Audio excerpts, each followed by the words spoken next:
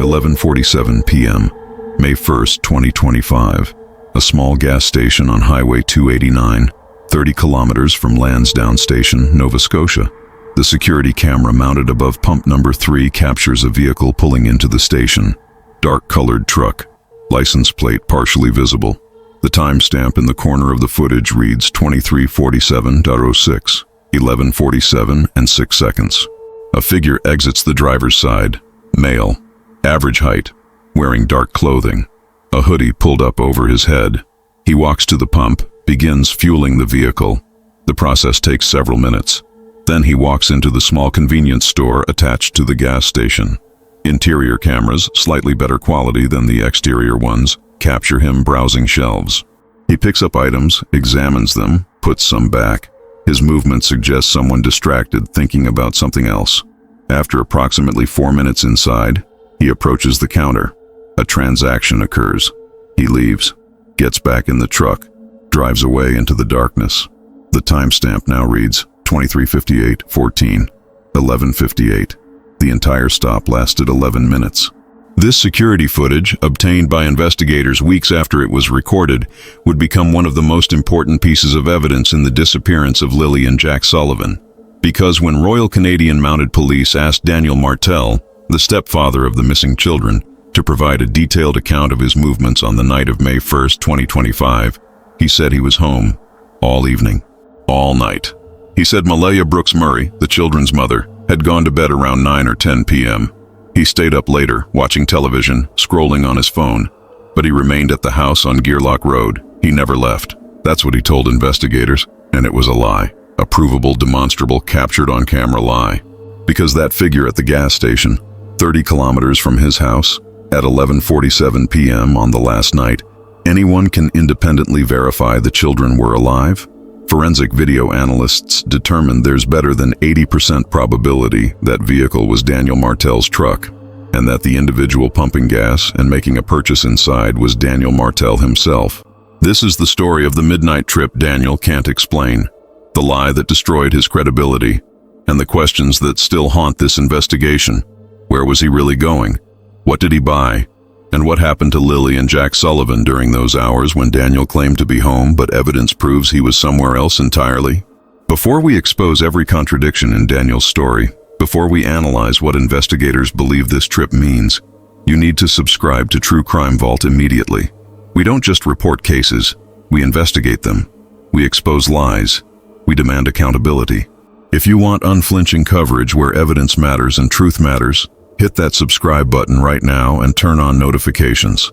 Smash that like button because every like pushes this content to more people. The more eyes on cases like this, the harder it becomes for guilty parties to hide. Drop your thoughts in the comments as we break down this evidence. Where do you think Daniel went? What do you think he was doing? Let's build this case together. Now let's expose the midnight trip that Daniel Martell thought he'd hidden. Let's establish the timeline because understanding when this trip occurred is critical to understanding why it matters so much. May 1st, 2025 was a Thursday. According to Malaya and Daniel's statements to police, this was a normal day. The children had been kept home from school because Lily had a cough. They'd also been home the previous day, April 30th, though that was a professional development day for teachers, so no school was scheduled anyway. On May 1st, the family went shopping in the afternoon. Security cameras at a Dollarama store in New Glasgow captured the family together at 2:25 p.m. Malaya pushing a cart with baby Meadow, Daniel walking alongside, Lily and Jack visible in the footage, walking with the family, looking at items. This is the last time anyone outside the immediate family can definitively verify seeing the children alive. Traffic cameras tracked the family's vehicle returning to the Lansdowne area by approximately 4:15 p.m. Then they were home. And here's where everything depends entirely on the word of Malaya Brooks Murray and Daniel Martell. According to their statements, they had a normal evening. The children played, they ate dinner, maybe they watched some television. Somewhere between 9 and 10 p.m., the children were put to bed.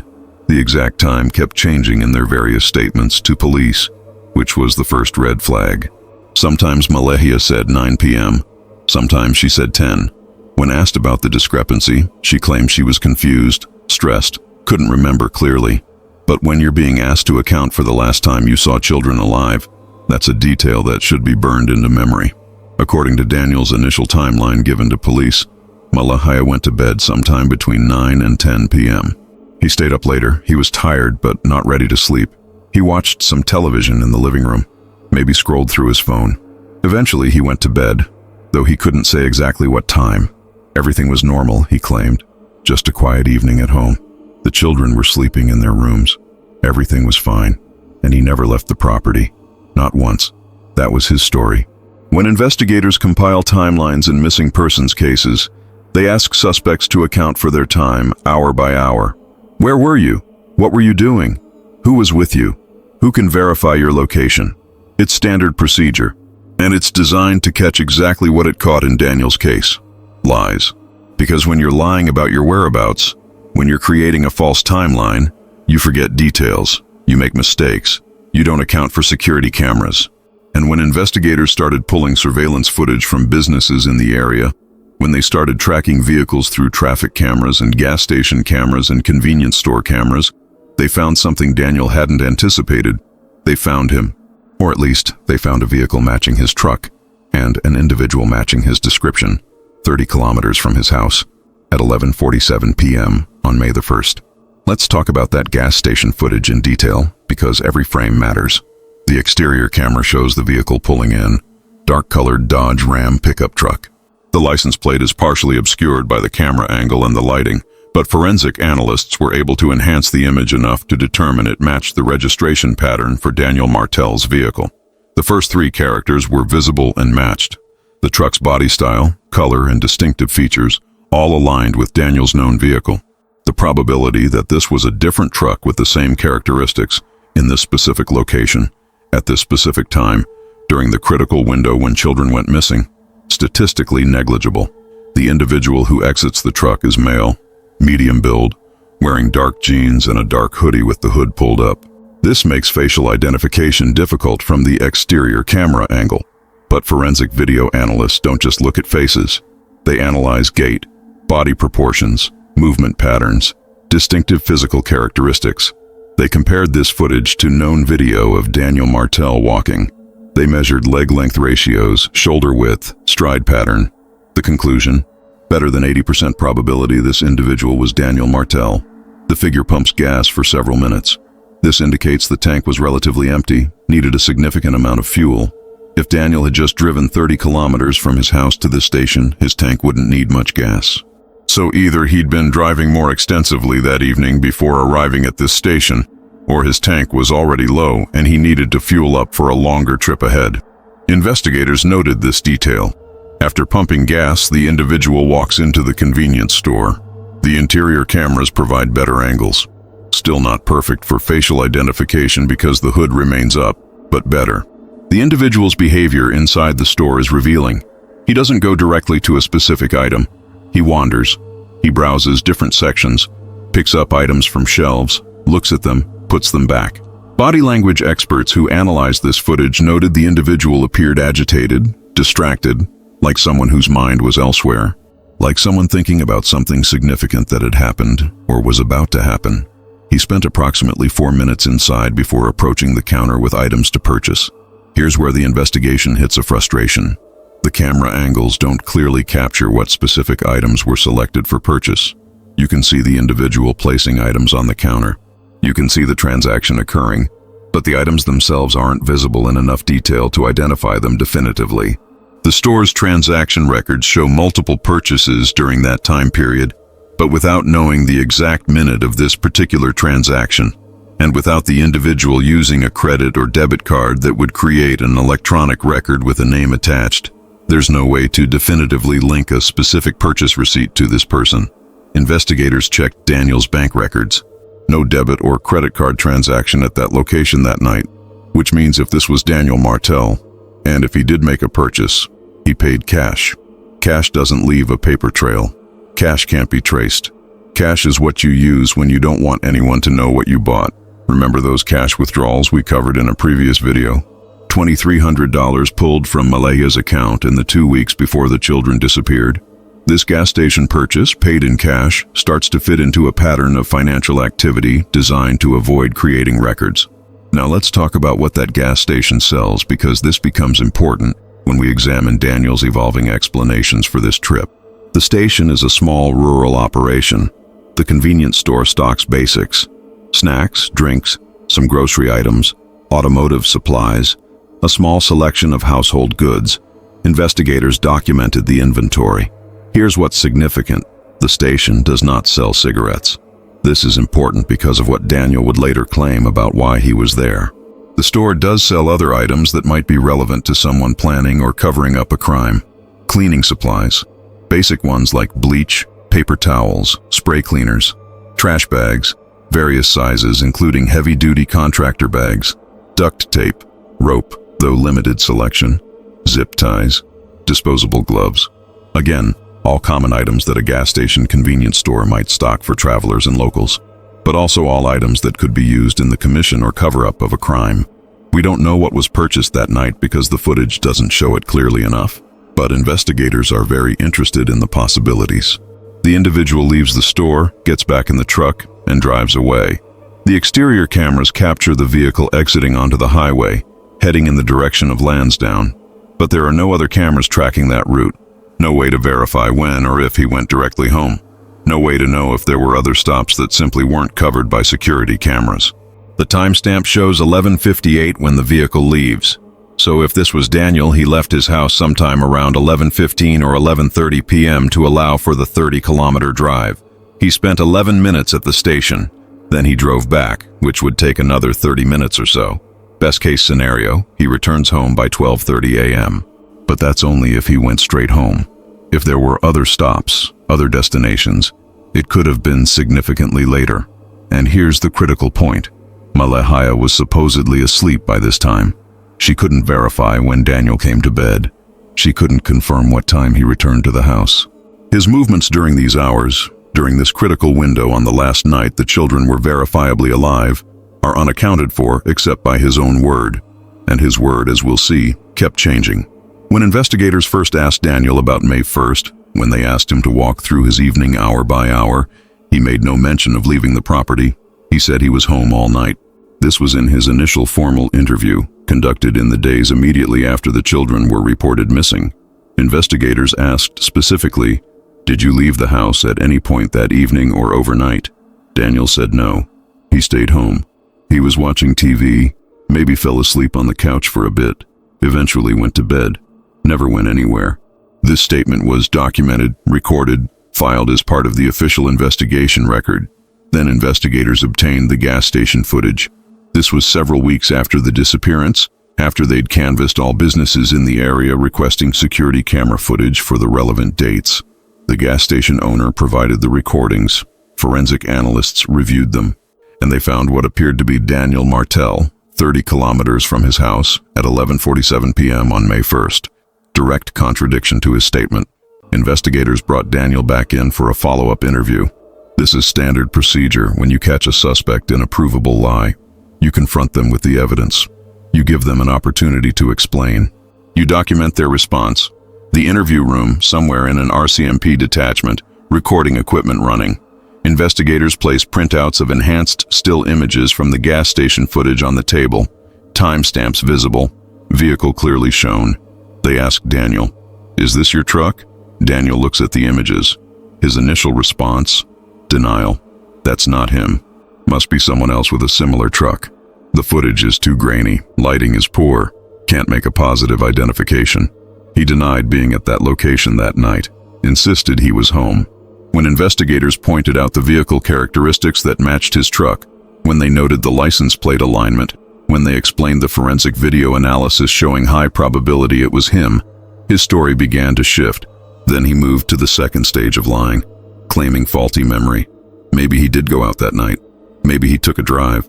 He'd forgotten about it, he claimed, because of all the stress and trauma of the missing children. His mind was in chaos.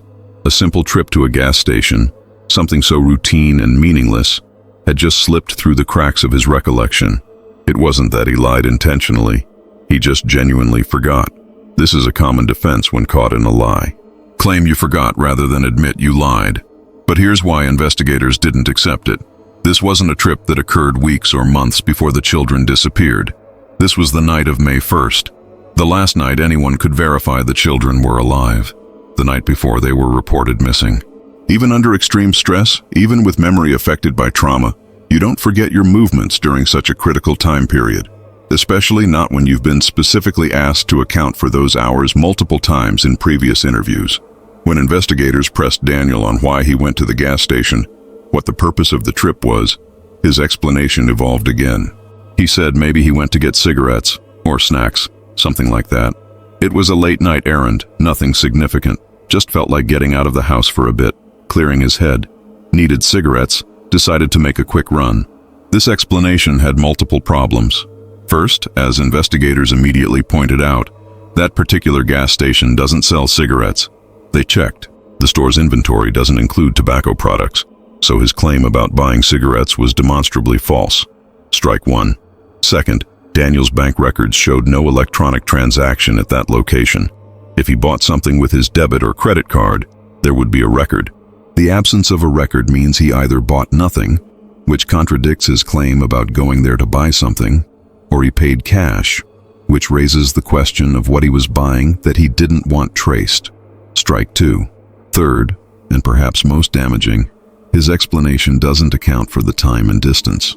You don't drive 30 kilometers, a 25 to 30-minute drive one way, just to buy cigarettes or snacks at nearly midnight when there are closer options. There are gas stations and convenience stores much nearer to the Sullivan property. Why drive half an hour to this particular location unless there was a specific reason for being in that area? Investigators asked this directly. Daniel's response was vague and incoherent. Maybe he just felt like taking a drive. Maybe that station had better prices. Maybe he wasn't thinking clearly. None of these explanations made logical sense. The pattern was clear. Daniel was caught in a lie about his whereabouts during critical hours. His explanations for the trip kept changing and didn't withstand scrutiny, and investigators believed he was hiding something significant about what he was doing that night. Let's explore what investigators believe Daniel was actually doing during this midnight excursion.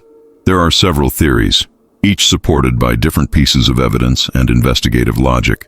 Theory 1, Daniel was disposing of bodies or evidence. This is the most direct and disturbing possibility. If something happened to Lily and Jack earlier that evening, if they died or were killed in the house or on the property, Daniel would need to move the bodies to prevent them from being found. 30 kilometers is a significant distance. It takes you into more rural, isolated areas, away from populated zones where someone might notice unusual activity. If you're transporting something you don't want discovered, you drive far enough that casual discovery is unlikely, but not so far that the extended drive time creates its own risk. 30 kilometers fits that profile. The timing also fits. By 11 p.m., it's full dark. Traffic is minimal on rural Nova Scotia roads. The risk of being observed is low. If Daniel left the house around 11 or 11:15, drove to a disposal location, dealt with what needed to be dealt with, and stopped at the gas station on the way back to fuel up and possibly purchase additional supplies, the timeline works. Theory 2, Daniel was purchasing supplies. If the disposal happened after the gas station stop rather than before, or if there were items needed for cleaning and staging the scene, the cash purchase at the convenience store becomes significant. What does someone buy at a gas station late at night when they're trying to cover up a crime? Trash bags. The contractor-grade heavy-duty bags that some gas stations stock for people doing renovations or yard work. Multiple bags could be used for containing evidence, transporting items, disposal, cleaning supplies. Even basic bleach and paper towels could be used for cleaning a scene. Duct tape, rope, zip ties, all potentially useful for various purposes related to concealing a crime. The fact that Daniel paid cash, the fact that he can't or won't explain what he bought, suggests he was purchasing something he didn't want traced. If the purchase was innocent, if he really was just buying snacks or cigarettes as he claimed before that was disproven, why not just say what he actually bought? Why the evasion? Theory 3, Daniel was scouting locations. Maybe the disposal hadn't happened yet when he made this trip. Maybe he was driving to potential locations, checking them out, making sure they were sufficiently isolated and accessible. You can't just show up at a disposal site with a body without having some idea of the terrain, the access, the visibility. A scouting trip makes sense as preparation.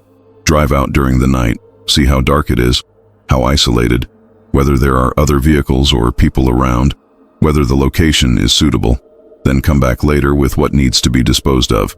The gas station stop could have been just for fuel and perhaps to establish a timestamp that could be explained later as innocent. Just went for a drive, couldn't sleep, needed gas, no big deal. Theory 4. Daniel was meeting with someone. Perhaps he wasn't acting alone. Perhaps there was an accomplice, someone who helped with disposal or provided materials or offered a location. A late-night meeting 30 kilometers from home, at a time when it would be noticed if someone came to the house, makes sense. The gas station could have been a stop either going to or coming from such a meeting. This theory is more speculative because investigators haven't identified a likely accomplice, but they haven't ruled it out either. The cash withdrawals totaling $2,300 could have been payments to someone for assistance or silence. We simply don't know because Daniel won't explain what he was doing and who, if anyone, he was with. Each of these theories has problems and possibilities. What we know for certain is that Daniel lied about being home that night. We know he was at a gas station 30 kilometers away at 11:47 p.m. We know he made a cash purchase of unspecified items. We know he can't provide a credible explanation for why he was there. And we know this occurred during the most critical time window in the investigation, the hours between the last confirmed sighting of the children alive and the 911 call reporting them missing. That's not coincidence. That's consciousness of guilt. That's a person who was doing something they don't want investigators to know about. There's another aspect of this midnight trip that deserves attention. The route Daniel would have taken from his house to that gas station passes through or near several areas that are isolated, heavily forested, and difficult to search. Investigators have noted this. If you're planning to dispose of something, you're not going to do it in a visible, accessible location. You're going to choose somewhere remote, somewhere that even if someone later searches the area, they might not find what you've hidden. The geography of Pictou County provides numerous such locations. Ravines, dense forest, old logging roads, bodies of water. The drive from the Sullivan property to that gas station takes you through terrain where you could turn off onto a side road, drive into the woods, and do whatever you need to do without being observed. Then continue to the gas station, fuel up, make your purchases, and drive back. The gas station stop provides a documented timestamp that shows you were in the area, which could later be explained innocently if anyone questioned it. But the real purpose of the trip, the activity that happened before or after the gas station, remains hidden unless someone finds physical evidence. Investigators spent significant time searching areas along that route. They used ground teams, cadaver dogs, drone flyovers, analyzing satellite imagery.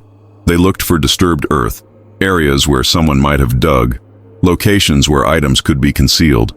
The problem is the terrain is vast and the search resources are limited. You can't search every square kilometer of forest. You have to prioritize based on accessibility, based on where someone could reasonably go and return from in the available time window. But if Daniel disposed of the children's bodies during this trip or on a subsequent trip using the same general route, and if he chose his location carefully, it's entirely possible they haven't been found yet. This is the nightmare scenario in missing persons cases. No bodies means no definitive proof of death. No charges can be filed for murder without bodies or overwhelming circumstantial evidence. Daniel and Malehia remain free, under suspicion but not charged, while the children's remains are somewhere out there, undiscovered. Let's talk about the other evidence that investigators are using to build a complete picture of what happened that night. The Google searches we covered in a previous video were conducted in the 72 hours before the children disappeared. Someone in that house was researching how long children survive in cold weather, how police conduct searches, what mistakes criminals make. Those searches show planning. The cash withdrawals totaling $2,300 show financial preparation for activities that needed to avoid paper trails. The midnight trip shows execution. It shows someone leaving the house during critical hours, going somewhere for a purpose they won't explain, and lying about it when asked. When you piece together the financial evidence, the digital evidence, and the behavioral evidence, you get a picture of a crime that was planned, prepared for, and executed. And at the center of the execution phase is Daniel Martell's midnight trip on May 1st. There's one more detail worth noting. The gas station where Daniel was captured on camera is located in an area that has minimal additional security camera coverage. Once you leave that specific station, there are long stretches of road with no cameras at all. This isn't coincidental. Someone planning a disposal trip would choose routes with minimal surveillance. They'd avoid areas with traffic cameras or businesses with exterior cameras. The route from the Sullivan property to that gas station and beyond fits that profile. It's not heavily monitored. You could drive that route, turn off onto side roads, do what you need to do, and return without being captured on camera anywhere except that one gas station. If Daniel had chosen a different route, one with more cameras, investigators might have more footage showing where he actually went. But he chose this route. Whether that was intentional planning or fortunate coincidence, it worked to his advantage. Until investigators found that one piece of footage that proved he'd lied. 7 months after Lily and Jack Sullivan disappeared, Daniel Martell hasn't been charged with any crime. Neither has Malahia Brooks Murray. They're living their lives, caring for their surviving daughter Meadow, going about their routines. In the eyes of the law, they're innocent until proven guilty, but the evidence keeps mounting. The Google searches that proved planning, the cash withdrawals that proved preparation, the midnight trip that proved Daniel was lying about his whereabouts, the cadaver dogs that showed interest in multiple locations on their property, the teacher's reports of injuries on Jack before he disappeared, Malahia's initial accusations against Daniel before she walked them back. Each piece of evidence alone might not be enough, but together, they paint a picture of two people who knew what happened to Lily and Jack Sullivan, who planned to make those children disappear, who executed that plan, and who are lying about it to investigators and to the world. The midnight trip is the crack in the facade. It's the one provable lie that Daniel can't explain away. You can't claim you misremembered being home when there's video showing you weren't. You can't claim your truck was mistakenly identified when forensic analysis confirms it. You can't claim the trip was innocent when you can't explain what you were doing or why you lied about it. This trip, these 11 minutes captured on security camera, might be what eventually brings charges in this case. Because investigators know Daniel wasn't home that night. They know he was somewhere else. And they believe wherever he was, whatever he was doing, it's connected to what happened to two children who've been missing for 7 months. Lily and Jack Sullivan deserved better than what happened to them. They deserved protection from the adults who were supposed to care for them. They deserved safety in their own home. Instead, they're gone. And the man who was supposed to help keep them safe was caught on camera driving in the darkness, 30 kilometers from home, on the last night anyone saw them alive. The midnight trip Daniel Martell can't explain may hold the key to what happened. And one way or another, the truth will emerge. Because lies, even carefully constructed ones, eventually crumble under the weight of evidence. Daniel lied about where he was. The camera proved it. And investigators will keep pulling at that thread until the whole story unravels. If you have any information about the disappearance of Lily and Jack Sullivan, contact the Royal Canadian Mounted Police immediately. The tip line is open 24/7. You can remain anonymous. You might be eligible for the $150,000 reward, but more importantly, you'd be helping find two children who deserve justice. Subscribe to True Crime Vault for continued coverage of this case. Hit that like button. Share this video. The more people who see this evidence, the more pressure there is for answers. Drop your thoughts in the comments. Where do you think Daniel went that night? What do you think he was doing? Let's keep demanding answers until justice is served.